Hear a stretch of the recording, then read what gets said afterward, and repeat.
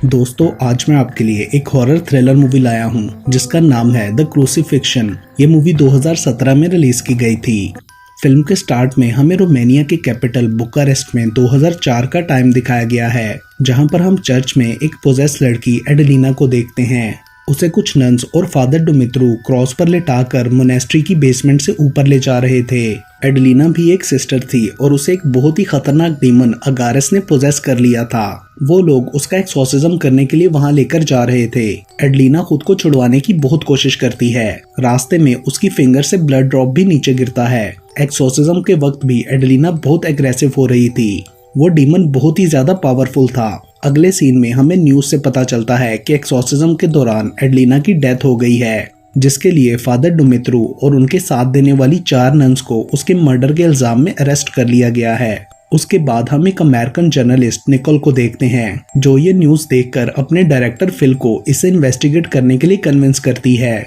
उसकी मदर की recently death हुई थी, जिस वजह से उसे रिलीजन और गॉड पर बिलीव नहीं रहा था। उसे लगता था कि फादर डुमित्रू और उनकी नन्स ने एक्सोर्सिज्म के नाम पर उसे क्रूसिफाइड किया है, क्योंकि एडेलिना की पोस्टमार्टम रिपोर्ट में भी कुछ ऐसा ही बताया गया था। फिल निकोल के बहुत ज्यादा इंसिस्ट करने पर मान जाता है और उसके बाद निकोल रोमानिया जाती है। वो सबसे पहले जेल में फादर डुमित्रू से मिलती है, जो उसे बताते हैं कि मैं चीजों को अपने तरीके से करता था, जो कि चर्च को पसंद नहीं था, इसलिए इस केस में वो लोग मुझे सपोर्ट नहीं कर रहे। फादर कहते हैं कि सिस्टर एडेलिना ने एक बार किसी लड़के से रिलेशन बनाया था, जिसने उसके फेथ को डाउटफुल कर दिया और इसी वजह से डेविल ने उसे पोजेस कर लिया था। हमने एक्सोर्सिज्म के दूसरे दिन तक डीमन का नाम पता लगा लिया था और तीसरे दिन हम उसे निकालने ही वाले थे तो बिशप गोरिक ने वहां आकर एक्सोर्सिज्म रुकवा दिया और एडेलिना को एम्बुलेंस में ले गए, इसलिए डेविल ने उसे मार दिया।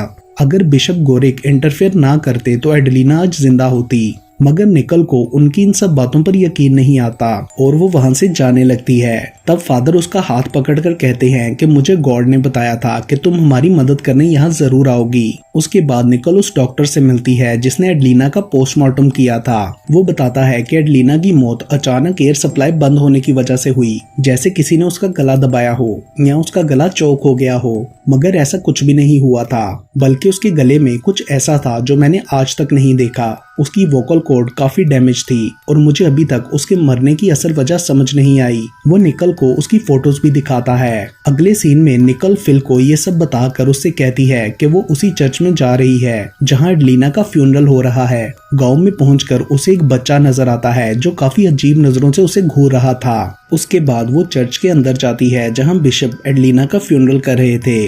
वहां एडेलिना की क्लोज फ्रेंड सिस्टर वर्डुवा भी थी, जो कि काफी रो रही थी। जब सब लोग बाहर जाते हैं तो निकोल वर्डुवा से बात करने की कोशिश करती है, मगर वो सिर्फ इतना बताती है कि फादर डुमित्रू ने एडेलिना को नहीं मारा। उसके बाद निकोल फ्यूनरल वाले रूम में जाकर एडेलिना की बॉडी को देखती है। उसके नेल्स पर बैंडेज लगी हुई थी। अचानक से वहां रखी कैंडल्स बुझ जाती हैं और निकोल हवा से हिलता हुआ एक दरवाजा नोटिस करती है। उधर से अंदर जाने पर वो सीक्रेट रास्ते में पहुंच जाती है, जहां से एडेलिना को एक्सोर्सिज्म के लिए ले जाया गया था। वहां उसके ब्लड ड्रॉप्स भी गिरे हुए थे। आगे एक्सोर्सिज्म वाले रूम में उसे वो क्रॉस मिलता है जिस पर एडेलिना को बांधा गया था। निकोल उसकी फोटोज लेती है, तभी बिशप आकर उसे वहां से निकाल देते हैं। उसके बाद निकोल पास के एक होटल में जाती है। रास्ते में उसने अजीब से मास्क देखे थे, जिनके बारे में वो रिसेप्शनिस्ट से पूछती है।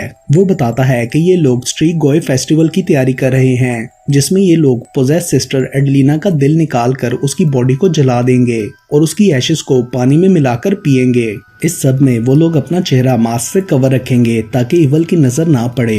ये सब इस गांव का पुराना रिचुअल है। उसके बाद निकोल चर्च में एक लोकल प्रीस्ट एंटन से मिलने के लिए जाती है, जिसे उसने फ्यूनरल में देखा था। वो फादर से एडेलिना के डेथ के बारे में कुछ सवाल पूछती है, जिस पर वो उसे 2 लोगों के बारे में बताता है, एक सिस्टर वर्डुवा और दूसरा एडेलिना का भाई स्टीफन, जो करीबी फार्म में रहते थे।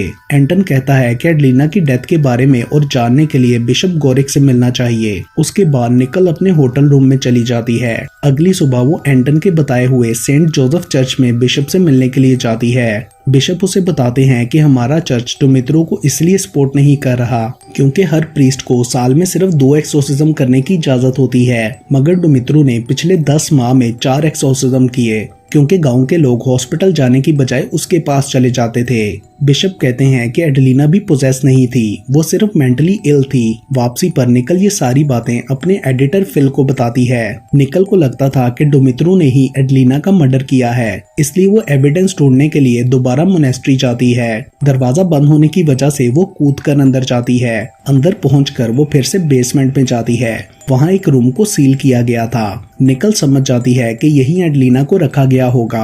अंदर उसे एडलिना का एक टूटा हुआ नाखून मिलता है और बॉक्स के अंदर से वडूवा और एडलिना की फोटो भी निकलती है। अचानक खिड़की में उसे वही लड़का टेवियान नजर आता है जिसे उसने पहले भी देखा था। उसे देखकर निकल डर जाती है और जल्दी से वहां से बाहर निकल जाती है। वो देखती है कि बाहर वो लड़का दीवार पर खड़ा है और वो निकल को क्रॉस पर बने जीसस के स्टैचू जैसा पोज बनाकर दिखाता है, मगर निकल को कुछ समझ नहीं आता। गांव में पहुंचकर उसे फादर एंटन नजर आता है। वो दोबारा से उससे बात करती है। एंटन निकोल को बताता है कि एक्सोर्सिज्म की कुछ स्टेजेस होती हैं। उनके अकॉर्डिंग पहली स्टेज प्रेजेंस होती है, यानी डीमन के होने का पता लगाना, और इसके लिए विक्टिम को खाना खिलाया जाता है। अगर वो खाना ना खाए तो समझो वो पोजेस्ड है। दूसरी स्टेज को ब्रेक पॉइंट कहते हैं, जिसमें डीमन अपना होना शो करवाता है और उसका नाम जाना जाता है। नेक्स्ट स्टेज को क्लैश कहते हैं, जिसमें फादर और डीमन की डायरेक्ट बैटल होती है, जिसमें यहाँ तो डीमन उस बॉडी में रहता है या फिर उसे हेल में भेज दिया जाता है। और डीमन के निकल जाने को एक्सपल्जन कहते हैं। जिसके बाद निकल पूछती है कि उसने एडलिना को मार क्यों दिया।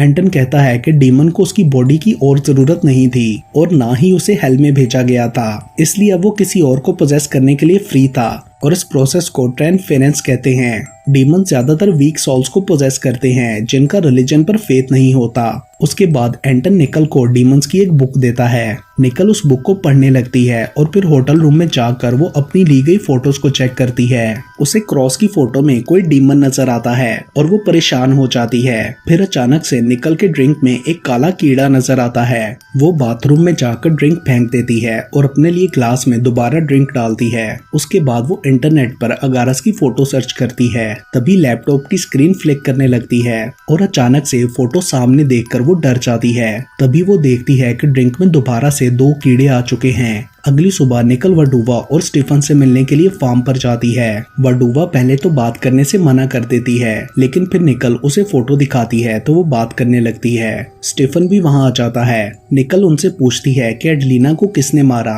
जिस पर वडूवा कहती है कि उसे डीमन ने मारा और उसने मुझसे बात भी की थी। यहाँ हमें एक फ्लैशबैक दिखाया गया है कि वडूवा खाना लेकर एडलिना के रूम में गई थी। एडलिना तब कुछ पढ़ रही थी और उसके आगे बहुत से कीड़े पड़े हुए थे। जब वडूवा ने एडलिना के कंधे पर हाथ रखा तो उसने वडूवा को गर्दन से पकड़कर ऊपर उठा लिया और डिमोनिक आवाज में कहा कि हमें छोड़ दो। उसकी आईज भी फुल ब्लैक हो चुकी थी। वडूवा डरकर वहां से भाग गई थी। वडूवा बताती है कि वो डीमन मेरे फेथ को भी टेस्ट कर रहा था। स्टीफन बताता है कि एडलिना पिछले 1 साल से जर्मनी में थी और वो मोनेस्ट्री के ऑर्फनेज में काम करने के लिए वापस आई थी। वो सबसे पहले फादर गैब्रियल से मिलकर उन्हें गिफ्ट देना चाहती थी, जिन्होंने बचपन से ऑर्फनेज में हमारा बहुत ख्याल रखा था। लेकिन जब हम एडलिना को लेकर मोनेस्ट्री पहुंचे तो तभी फादर गैब्रियल ने क्लॉक टावर से कूदकर अपनी जान दे दी थी। उसके बाद से एडलिना बहुत उदास रहने लगी थी। वो हर वक्त चर्च में रोती रहती थी, लेकिन एक दिन उसने चर्च में जाने से इनकार कर दिया। उसकी हालत अजीब हो रही थी और उसके बाद से चीजें और ज्यादा खराब होने लगी। वो अपने कमरे में किसी से बातें करती रहती थी। एक दिन वडूवा ने उसके नाक से मकड़ी भी निकलती हुई देखी थी, जिसे देखकर वो डर गई। वहां से वापसी पर निकल सब बातें फिल को बताती है। अगले सीन में हम उसे दोबारा एंटन के साथ देखते हैं। वो दोनों साथ डिनर कर रहे थे। एंटन निकल को फेथ इन गॉड के लिए कन्विंस करने की कोशिश कर रहा था, जिसके बाद निकल उसे बताती है कि मैं काम के लिए घर से दूर रहा करती थी। तो एक दिन मुझे डैड की कॉल आई कि मॉम को कैंसर है, लेकिन डैड ने मुझे उसके डायग्नोज होने के 2 साल बाद बताया था, क्योंकि वो मुझे परेशान नहीं करना चाहते थे। उसके बाद जब मैं घर गई तो देखा कि मॉम कोई इलाज नहीं करवा रही थी और खुद को गॉड के पास जाने के लिए तैयार कर चुकी थी। मैंने ट्रीटमेंट करवाना चाहा भी, मगर वो तैयार ही नहीं हुई। डैड ने भी मेरी बात नहीं मानी और फिर वो मर गई। निकल को लगता था कि अगर उन्हें आफ्टर लाइफ पर इतना यकीन ना होता तो वो आज जिंदा होती। इस सब की वजह से निकल का गॉड पर से फेथ खत्म हो गया था। डिनर के बाद वो दोनों बाहर फेस्टिवल में जाते हैं, जहां एंटन निकल से कहता है कि तुम्हें केयरफुल रहने की जरूरत है। क्योंकि फेथ कमजोर होने की वजह से तुम डेविल का इजी टारगेट बन सकती हो पोजेशन के लिए। लेकिन निकल को उसकी बातों पर यकीन नहीं होता और वो एंटन को बाय कहकर चली जाती है। रास्ते में उसे वो बच्चा टेवियान मिलता है जिसने अजीब सा मास्क पहन रखा था। वो निकल के करीब आकर विस्परिंग में उससे कुछ कहता है और निकल आगे बढ़ जाती है, मगर वो लड़का होटल तक उसके पीछे जाता है। निकल होटल के ओनर से उसके बारे में पूछती है तो वो बताता है कि इसका नाम टेवियान है और वो एक जिप्सी है। निकल उसे टेवियान का कहा हुआ सेंटेंस बताकर मतलब पूछती है। वो बताता है कि इसका मतलब है कि वो तुम्हें देख रहा है, लेकिन टेवियान तो बोल ही नहीं सकता। उसने तुमसे ये कैसे कहा, उसकी तो जुबान ही नहीं है। ओनर निकल को इन लोगों से दूर रहने का कहता है। उस रात सोते हुए निकल को ऐसा फील होता है जैसे फादर एंटन और वो मेकआउट कर रहे हैं। फिर एक आवाज से उसकी आंख खुल जाती है। उठकर देखने पर उसे एडलिना का हॉन्टेड विजन आता है। वो फिल को कॉल करके सब बताने की कोशिश करती है मगर बता नहीं पाती। अगली सुबह वो टेवियान से मिलने के लिए जाती है। उसे वो घर के अंदर खड़ा दोबारा कुछ कहता हुआ फील होता है। अचानक से निकल की गाड़ी पर एक डॉग अटैक करने लगता है और तभी टेवियान सामने से गायब हो जाता है। निकल डॉग से डरकर वहाँ से वापस चली जाती है। उसके बाद वो वडूवा के पास दोबारा जाती है। वो बताती है कि एडलिना ने मुझे लेटर में बताया था कि उसे जर्मनी में एक लड़के से प्यार हो गया था। वो उससे कहता था कि मैं तुमसे शादी करना चाहता हूँ। तो एडलिना ने उससे फिजिकल रिलेशन बना लिया। तब उसे पता चला कि वो लड़का धोखा दे रहा था, इसलिए वो गॉड से माफी मांगने के लिए यहाँ वापस आई। मगर उसे डेविल ने पोजेस कर लिया क्योंकि वो एक वीक साउल बन गई थी। डेविल हर रात उसको ये रियलाइज करवाता था कि वो कितनी गुनाहगार है और उसके साथ शेमफुल एक्ट करता था। मैंने और सिस्टर लीना ने मिलकर कमरे में क्रॉसेस और होली वाटर वगैरह रखा, मगर वो डेविल बहुत ही ज्यादा पावरफुल था। उसके बाद वडूवा बताती है कि एक रात चीखों की आवाज से हम सबकी आंख खुली और हमने देखा कि एडलिना स्टीफन की बेटियों को लेकर ट्री हाउस में उनके साथ कुछ डिमोनिक कर रही थी, जिसके बाद से स्टीफन डर गया और उसने उसे हॉस्पिटल में एडमिट करवा दिया, जहां एक साइकोलॉजिस्ट डॉक्टर फ्यूनर उसका इलाज करने लगी।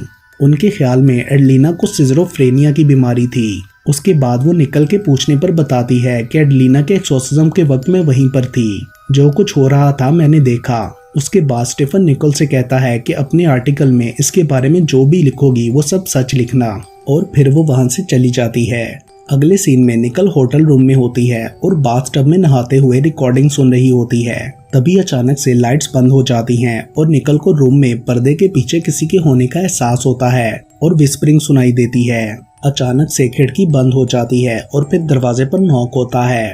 तभी लाइट्स भी ऑन हो जाती हैं। दरवाजा खोलने पर वहां एंटन होता है, जो निकल से रात वाली बात के लिए अपोलोजाइज करता है क्योंकि निकल को उसकी बात बुरी लगी थी। वो उसके लिए वाइन की बोतल भी लाया था। निकल उसे 7 ड्रिंक पीने के लिए कहती है। उसके बाद निकल को एंटन के साथ मेकआउट का दोबारा विजन आता है और अचानक एडलिना की शक्ल सामने आने पर उसकी आंख खुल जाती है। वो देखती है कि एंटन वहां से चला गया था, मतलब वो सब कुछ डीमन उसके साथ कर रहा था। एंटन ने वहां एक फोटो और नोट छोड़ा था कि तुम एक ग्लास ड्रिंक पीते ही सो गई थी। अगले सीन में निकल डॉक्टर फ्यूनर से मिलने के लिए जाती है। डॉक्टर बताती है कि कुछ चाइल्डहुड फियर्स और फादर गैब्रियल ने एडलिना के माइंड पर गहरा असर डाला था। उसके फादर ने उसके सामने अपनी जान ली। डॉक्टर उसे वो वार्ड दिखाती है जहां एडलिना को रखा गया था। डॉक्टर बताती है कि उसे यहाँ पर भी अटैक्स आते थे। उसे लगता था कि हम सब डीमंस हैं और उसे मारना चाहते हैं। निकल को ये सब बातें कंफ्यूज कर रही थीं। रात को वापसी पर एक सुनसान जगह पर उसकी गाड़ी खराब हो जाती है। अचानक उसे एक डिमोनिक साया नजर आता है और ऐसा फील होता है कि कोई उसे पकड़ रहा है। वो डर कर गाड़ी से बाहर निकल जाती है। उसे फिर से विस्परिंग सुनाई देती है और लगता है कि कोई उसका पीछा कर रहा है। वो डर कर खेतों में भागने लगती है।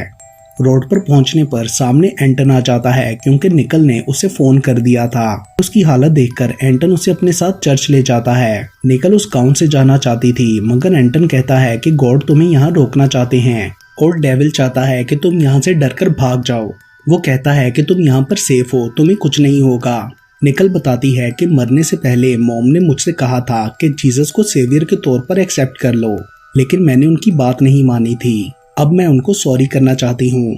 अगली सुबह निकल एंटन के लिए एक नोट छोड़कर वहां से चली जाती है और फिल को भी बता देती है कि मैं वापस आ रही हूँ। एयरपोर्ट के रास्ते पर उसे सूरज की किरणें नजर आती हैं, जिनके बारे में उसकी मॉम कहती थी कि ये गॉड की तरफ से साइन होता है। वो किरणें कब्रिस्तान की तरफ इशारा कर रही थी। निकल उधर जाकर फादर गैब्रियल की कब्र तक पहुंच जाती है। यहाँ उसे पता चलता है कि उनकी और उसकी मदर की डेथ सेम डे हुई थी। उनकी कब्र पर वही बात लिखी हुई थी जो उसकी मॉम ने कही थी कि मैं अब गॉड के हाथों में हूँ। इस सब से निकल कंक्लूड करती है कि एडेलिना की पोजेशन से फादर गैब्रियल का कोई ना कोई ताल्लुक जरूर है, यानी डीमन ने उन्हें छोड़कर एडेलिना को पोजेस कर लिया था। वो इस बारे में फिल को बताकर मोनेस्ट्री वापस जाती है। वहाँ फादर के ऑफिस रिकॉर्ड से उसे पता चलता है कि उन्होंने लास्ट एक्सोर्सिज्म टेवियान का किया था। निकल फौरन उसके घर जाती है।